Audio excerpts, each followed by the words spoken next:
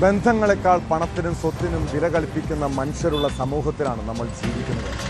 സ്വത്ത് തട്ടിയെടുക്കാൻ സ്വന്തം സഹോദരനെ പോലും കൊല്ലാൻ മടിക്കാത്തവരുടെ നാട്. ആലപ്പുഴ ചെങ്ങന്നൂരിലെ യേശുദാസിൻ്റെ മരണം സ്വത്ത് കൈവശപ്പെടുത്താൻ വേണ്ടിയുള്ള ആസൂത്രിത കൊലപാതകമായിരുന്നു. കഴിഞ്ഞ മാസം 20-നാണ് വയോധികൻ്റെ മരണം സംഭവിക്കുന്നത്.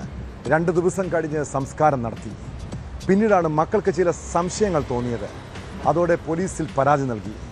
മരണം നടന്ന് 1 മാസത്തിന് ശേഷം യഥാർത്ഥ വസ്തുത അറിയാൻ മൃതദേഹം പുറത്തെടുത്ത് പോസ്റ്റ്മോർട്ടം. RDOയുടെ ഉത്തരവ് പ്രകാരമാണ് പോസ്റ്റ്മോർട്ടം നടന്നത്.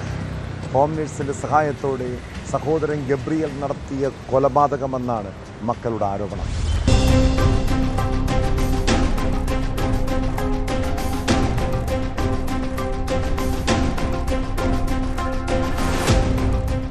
മാർച്ച് 20 രാവിലെയാണ് രക്തം ഛർദ്ദിച്ച നിലയിൽ ചെങ്ങന്നൂർ പുലിയൂർ സ്വദേശി യേശുദാസിനെ വീട്ടിൽ കാണപ്പെട്ടത്. ഉടൻ ആശുപത്രിയിൽ എത്തിച്ചെങ്കിലും മരിച്ചിരുന്നു. വിദേശത്തായിരുന്ന മകളും മരുമകളും ചെറുമക്കളും നാട്ടിലെത്തിയ ശേഷം 24-ന് പുലിയൂർ ഓർത്തഡോക്സ് പള്ളി സെമിത്തേരിയിലായിരുന്നു സംസ്കാരം.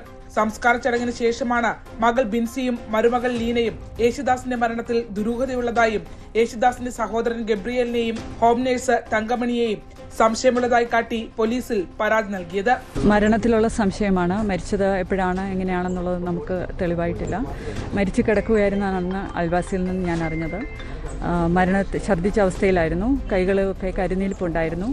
ഞങ്ങളെ അറിയിക്കുന്നതിന് മുമ്പ് തന്നെ മകളുടെ വീട്ടുകാരെയോ എൻ്റെ ഫാമിലിയോ ബാക്കിയുള്ളവരെ അറിയിക്കുന്നതിന് മുമ്പ് തന്നെ പുള്ളി മൃതദേഹം ഹോസ്പിറ്റലിൽ കൊണ്ടുപോയി അവിടെ നിന്ന് മോർച്ചറിയിലാക്കി. അവിടെ പോസ്റ്റ്മോർട്ടത്തിനുള്ള കാര്യങ്ങളൊന്നും ഹോസ്പിറ്റലിൽ നിന്ന് ചെയ്തിട്ടില്ല. ഹോം നേഴ്സ് വീട്ടിൽ വെച്ച് നൽകിയ കേക്ക് കഴിച്ചതിനെ തുടർന്ന് യേശുദാസ് ബോധരഹിതനായെന്നും പിന്നീട് മരിച്ചുമെന്നുമാണ് നിലനിൽക്കുന്ന ആക്ഷേപം. ശരീരം വിഷാംശം ഉള്ളിൽ ചെന്ന നിലയിൽ കരിനീലച്ചിരുന്നു. യേശുദാസിന്റെ സ്വത്തുക്കൾ സഹോദരൻ ഗബ്രിയേൽ അനധികൃതമായി സ്വന്തമാക്കിയതായും പരാതിയിൽ പറയുന്നു. ഇതിന്റെ അടിസ്ഥാനത്തിൽ RDOയുടെ ഉത്തരവ് പ്രകാരമാണ് മൃതദേഹം പുറത്തെടുത്ത് പോസ്റ്റ്മോർട്ടം നടത്തിയത്. ഞങ്ങളെ വീട്ടിൽ നിന്ന് പുറത്താക്കുകയും വീടും വസ്തുവും പുള്ളിയുടെ പേരിലേക്കുള്ള ആധാരം ഞങ്ങളെ കാണിക്കുകയും ചെയ്തു. ഒരു ആധാരത്തിന്റെ സാക്ഷിയായിട്ടുള്ളത് ഈ വീട്ടിൽ നിൽക്കുന്ന ജോലിക്കാരിയാണ്. അത് കൂടാതെ തന്നെ ഈ ആധാരം രജിസ്റ്റർ ചെയ്ത് 90 ദിവസത്തിനിടയിലാണ് പപ്പയുടെ മരണം. അത് അൺയൂഷ്വലാണ്. അത് സ്വത്തും പണവും എല്ലാം മാറ്റി. ഞങ്ങൾ അറിയില്ല, അറിഞ്ഞുകൂടാ. ചെങ്ങന്നൂർ തഹസിൽദാരുടെയും ജനപ്രതിനിധികളുടെയും നേതൃത്വത്തിൽ പോലീസ് ഇൻക്വസ്റ്റ് തയ്യാറാക്കി. ശേഷം ഫോറൻസിക് സർജന്റെയും 2 അസിസ്റ്റന്റ് സർജന്മാരുടെയും നേതൃത്വത്തിലാണ് പോസ്റ്റ്മോർട്ടം നടത്തിയത്. ആന്തരിക അവയവങ്ങൾ വിദഗ്ധ പരിശോധനയ്ക്കായി ഫോറൻസിക് ലാബിലേക്ക് അയക്കും.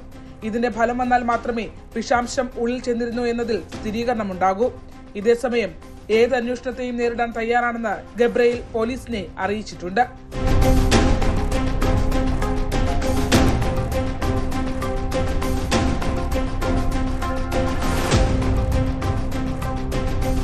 ന്യൂസ് 18 ആലപ്പുഴ. കൂടുതൽ വാർത്തകൾക്ക് news 18 Keralam YouTube channel subscribe ചെയ്യുക.